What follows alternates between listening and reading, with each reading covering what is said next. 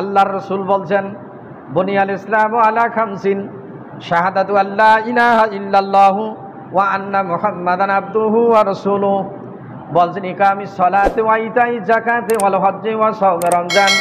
মুত্তাফাকুন আলাইহি। আব্দুল্লাহ ইবনে ওমর রাদিয়াল্লাহু তাআলা আনহু বলেন ইসলামের ভিত্তি পাঁচটি, যেটা কালিমা, যেটাকে ঈমান বলা হয়, এরপরে নামাজ, রোজা, হজ এবং যাকাত।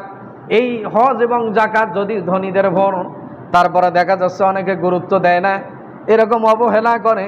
আল্লাহ রসুল বলছেন যে পাঁচটা কাজ পরিপূর্ণ করলো সে যেন ইসলামকে পরিপূর্ণ করলো। জোরে বলি সুবহানাল্লাহ। ইসলামের পাঁচটা খুঁটি, এই খুঁটির যেমন দুইটা না থাকলে অসম্পূর্ণ থাকে, এরকম যদি পাঁচটাই থাকে যেমন এই ভিত্তি মজবুত হয়ে যায়। এই পিলার যখন পাঁচটা থাকবে, এইরকম যে ব্যক্তি এ পাঁচটা পূর্ণ করলো, আল্লাহর নবী বলছেন সে ইসলাম যেন পরিপূর্ণ করলো। জোরে বলি সুবহানাল্লাহ। তাহলে এটা আল্লাহ পাকের অনুগ্রহ। এবং যেটা ইব্রাহিম আলাইহিস সালাম যে জাবালে কুবাইস মক্কার পাশেই যে পাহাড়টা, এই হাজিদের যে সম্মানের ব্যাপারে আল্লাহ রসুল একদিন আলী রাদিয়াল্লাহু তাআলা আনহু আল্লাহ রসুলকে বলতেছেন, এক সাহাবী আসি আল্লাহর নবীকে বললেন, ইয়া রাসূলুল্লাহ, ইয়া হাবিবাল্লাহ, আমি হজ্জের প্রস্তুতি নিয়ে বের হয়েছি। বাড়ির থেকে বের হওয়ার পর দেখি যখন আমি আসলাম হজের আনুষ্ঠানিকতা, সমস্ত হজের কার্যক্রম শেষ, আমাকে কি হজের সওয়াব দেওয়া হবে? আল্লাহর নবী বললেন, হে সাহাবী, দেখো আবুল কুবাইস এই পাহাড় দেখতেছ, যেটা মক্কার পাশেই সেই পাহাড়, বিশাল পাহাড়।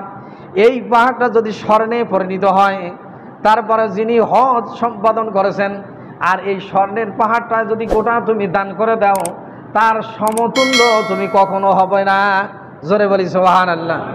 তে এই সমত আবার এই আবুল কুবাইস পাহাড়ে দাঁড়িয়ে ইব্রাহিম আলাইহিস সালাম যখন বাইতুল্লাহ নির্মাণ করেন, এই পাথর যেটাকে বাইতুল্লাহ নির্মাণ করেছিলেন, এই বাইতুল্লাহ নির্মাণের সময় আবুল কুবাইস পাহাড়ে দাঁড়িয়ে কিতাবে এসেছে তিনি বালু কণা কিংবা পাথর নিক্ষেপ করছিলেন।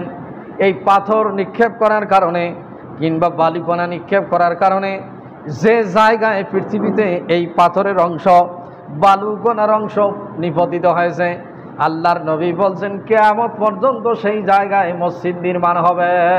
জোরে বলি সুবহানাল্লাহ।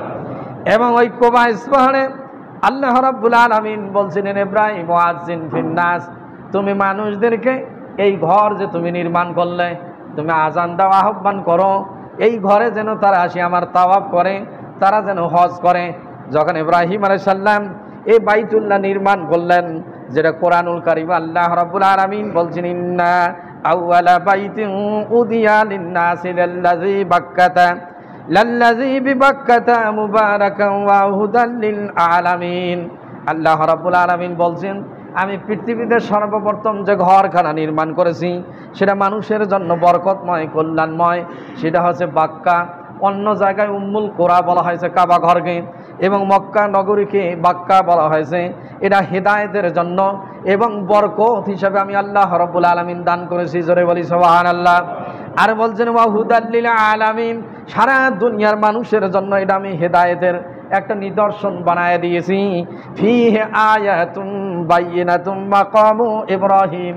আবার আল্লাহ রাব্বুল আলামিন বলছেন সেই জায়গায় কি আছে, আমার কিছু প্রত্যক্ষ নিদর্শন রয়েছে। মাকামু ইব্রাহিম, মাকামে ইব্রাহিম একটা পাথরের নাম, যে পাথরটাতে ইব্রাহিম আলাইহিস সালাম পা দিয়ে বাইতুল্লাহ নির্মাণ করেছিলেন। এই পায়ের ছাপ দুটো এখনো আছে, যেটা গ্লাস দিয়ে ঘিরিয়ে রাখা হয়েছে। জোরে বলি সুবহানাল্লাহ। হজ উমরার তাওয়াফের পর বাইতুল্লাহ 7 চক্কর 7 বার প্রদক্ষিণ করার পর কাবা ঘর হজরে আসওয়াদ থেকে ঘুরি এরকম বাম পাশে ঘুরিয়ে আবার হজরে আসওয়াদে আসিয়ে সুমা দিতে হয়, এটাকে বলে 1 চক্কর। এইভাবে 7 বার 7 চক্কর দিলে একটা তাওয়াফ হয়। জোরে বলি সুবহানাল্লাহ।